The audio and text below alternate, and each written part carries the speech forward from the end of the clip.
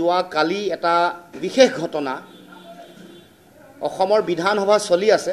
শিৱসাগৰৰ বিধায়ক অখিল গগৈ ডাঙৰীয়া উপস্থিত থাকিব পৰা নাই কাৰণ স্বাস্থ্যজনিত বিষয়, কিন্তু তেওঁ স্বাস্থ্য বেয়া হোৱাৰ মাজতে বিধানসভালৈ যোৱাৰ এটা পৰিকল্পনা কৰিছিল আৰু সেই মৰ্মে এখন বিশেষ পোষ্টাৰ বনাবৰ কাৰণে পৰিকল্পনা আগনিশা তেওঁ কৰিছিল।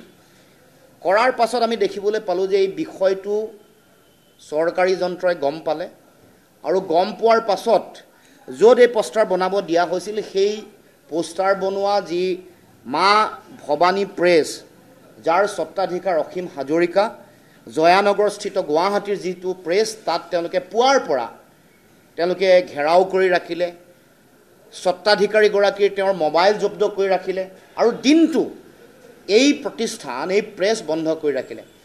অৰ্থাৎ এয়া অসমত ফেচিজিমৰ আৰম্ভণি, এয়া স্বৈৰতান্ত্ৰিক শাসন ব্যৱস্থাৰ আৰম্ভণি, বা যি সমাজত চৰকাৰৰ বিৰুদ্ধে, চৰকাৰৰ বিভিন্ন গণতন্ত্ৰ বিৰোধী কাম কাজৰ বিৰুদ্ধে, জনতাক কৰা অন্যায়ৰ বিৰুদ্ধে মাত মতা যিসকল ব্যক্তি আছে তেওঁলোকক এনেকৈ ছাৰ্ভেলেন্সৰ মাজত ৰখাৰ প্ৰক্ৰিয়া তেওঁলোকে আৰম্ভ কৰিছে।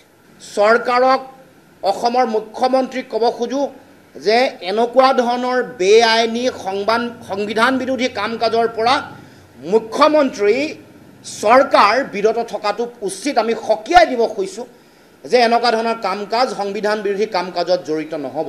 আমি মুখ্যমন্ত্ৰীক ক'ব খোজোঁ যে এনেকুৱা ধৰণৰ কাম কাজৰ পৰা বিৰত থাকক। এয়া আইন বিৰুদ্ধ, সংবিধান বিৰুদ্ধ, ব্যক্তি স্বাধীনতা খৰ্ব কৰিছে, গণতান্ত্ৰিক অধিকাৰ কাঢ়ি লৈ গৈছে আৰু আমি দেশৰ গণতন্ত্ৰ আৰু সংবিধান সংকটত পৰা কোনো কথা কেতিয়াও মনা নাই আৰু মানি ল'ব নোৱাৰোঁ। সেইকাৰণে আজি এই বিশেষ সংবাদমেলৰ যোগেদি, কাৰণ এইটো এটা অতি ভয়াৱহ এটা চিৰিয়াছ বিষয় এটা, কাৰণ মানুহৰ নিজৰ ব্যক্তিগত জীৱন বা ব্যক্তিগত কথা বতৰা এইবোৰতো যেতিয়া জাচুচি আৰম্ভ কৰিব, তাৰমানে কোনো ধৰণৰ গোপনীয়তা নাথাকিব, ব্যক্তিগত জীৱনৰ গোপনীয়তা নাথাকিব।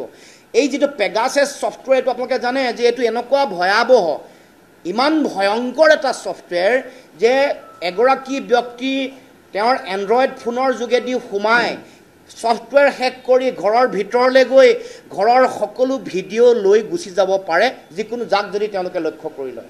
অসম চৰকাৰ, মুখ্যমন্ত্ৰীক আজি এই সংবাদমেলৰ পৰা মই সকীয়াই দিব খুজিছোঁ যাতে এনেকুৱা ধৰণৰ কাম কাজত আহি থাকিব লগা দিনসমূহত লিপ্ত নহয়। আৰু এই কথাও ক'ব খুজিছোঁ যে তেওঁ এনেকুৱা ধৰণৰ ভয় ভাবুকি বা এনেকুৱা ধৰণৰ কাম কাজে আমাৰ যিটো গণতান্ত্ৰিক যিটো কণ্ঠ, মানুহৰ ন্যায়ৰ কাৰণে, জনতাৰ ন্যায়ৰ কাৰণে আমি যি কাম কাজ কৰিছোঁ, ইয়াক বাধা দিব নোৱাৰে, ইয়াক ৰুদ্ধ কৰিব নোৱাৰে। হিমন্ত বিশ্ব শৰ্মাক পুনৰ ক'ব খুজিছোঁ যে এনেকুৱা বল প্ৰয়োগ কৰা, এনেকৈ বেআইনীভাৱে কৰা কাম কাজে আমাৰ প্ৰতিবাদী কণ্ঠ, গণতান্ত্ৰিক কণ্ঠক কেতিয়াও ৰুদ্ধ কৰিব নোৱাৰে, এই কথা স্পষ্ট।